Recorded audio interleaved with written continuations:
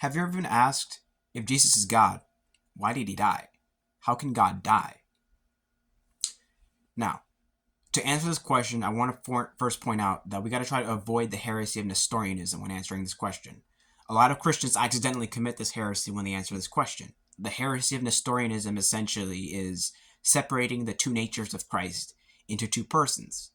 While we can make them distinct, for example, Jesus eats according to his human nature, the person of Jesus. Get a little more into that in a second.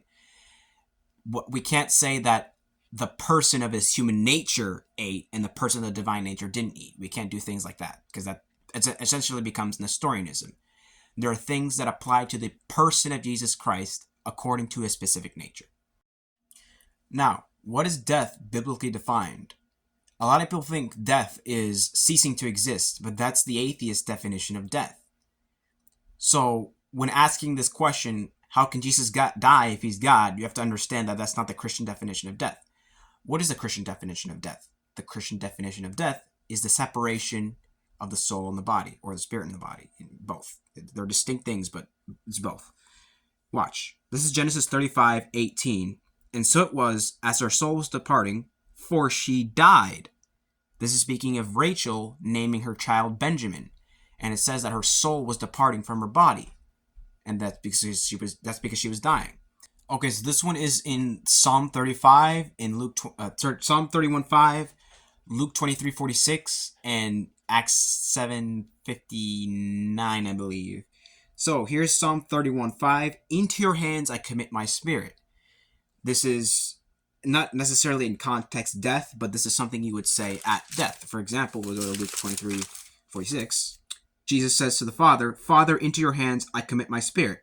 Having said this, he breathed his last. So committing his spirit into the hands of the Father is essentially saying, I'll yield up my spirit. I die. Actually, interestingly, John also mentions this. John 19 verse 30. So when Jesus had received the sour wine, he said, it is finished. And bowing his head, he gave up his spirit. So Jesus' death here is him giving up his spirit. The spirit separates from the body. One more, just to hammer the point. James 2:26. For as the body without the spirit is dead, so faith without works is dead also. So you see there, it mentions the soul in Genesis, but then in the New Testament it also mentions the spirit. When they separate from the body, that's death. Not ceasing to exist, just the spirit and soul separating from the body. Now, let's get back to Jesus. So did Jesus cease to exist? Did the Son of God cease to exist on the cross? Well, biblically speaking, no, he didn't. His spirit and soul merely separated from his body.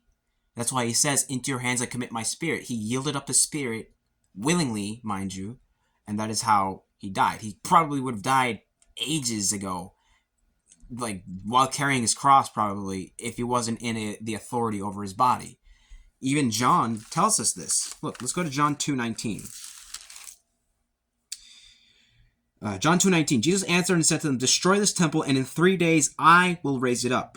Then the Jews said, it has taken 46 years to build this temple, and you will raise it up in 3 days?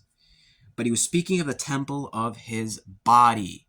So Jesus was speaking of the temple of his body, that he himself, being conscious and alive, would raise it up himself.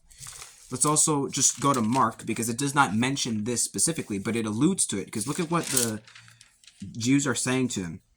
Look at Mark 15, and this is also in Matthew, but Mark 15:29. And those who passed by blasphemed him, wagging their heads and saying, aha, you who destroy the temple and build it in 3 days.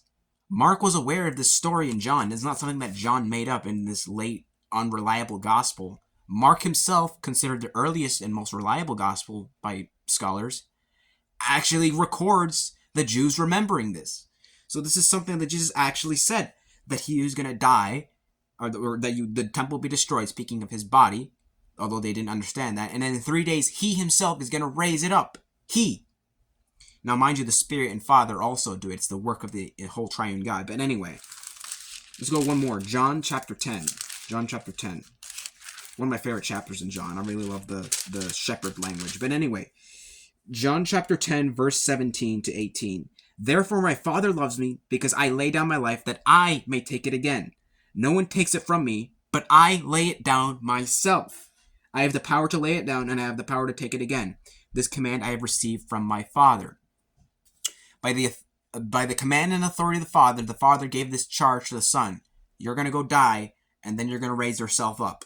Jesus has the power to die, give up his life himself. No one can take it from him. He gives up his life, and then he takes it back again.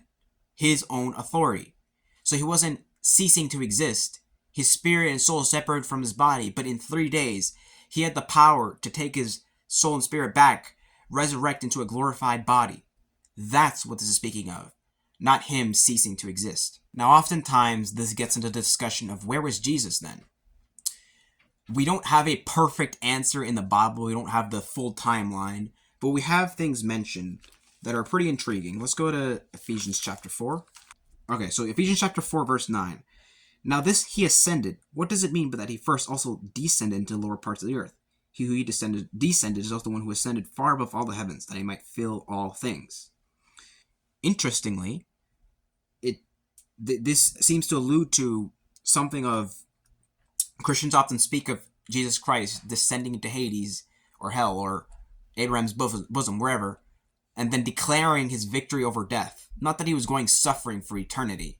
He may have been outside or wherever, but wherever he was, he went down at some point to declare his victory over death.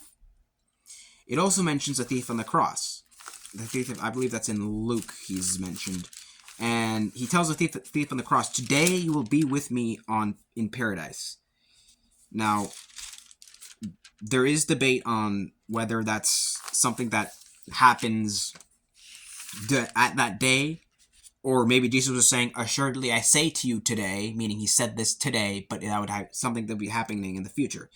I don't know my position on that, but it seems possible that there was for example, heaven or wherever paradise is that Jesus is speaking of, he was with the thief on the cross that day. So there are things that the Bible gives us clues, but we don't have a complete timeline. But either way, this wouldn't disprove anything about the deity of Christ. All it would say is we don't know exactly what happened. So what about the human and divine nature? Did Jesus die? Did his human nature die, but his divine nature didn't? I don't know if I would put it like that. You could probably say that the human and that the spirit separated from his body, not necessarily from his divinity. But what you have to say is the person of Jesus Christ, who is God, did die.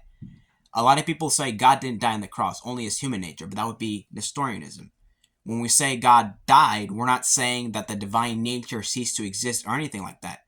We're saying that the person of Jesus Christ, who is God, died on the cross, meaning his soul and spirit separated from his body. That's all we're saying. So, to summarize, death is not ceasing to exist in Christianity. It's the separation of the soul and spirit from the body.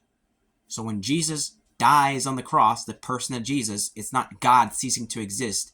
It's Jesus Christ, the Son of God, God in the flesh, coming down to earth, having the authority to lay down his life and take it again to be a ransom for many. That is what is happening here.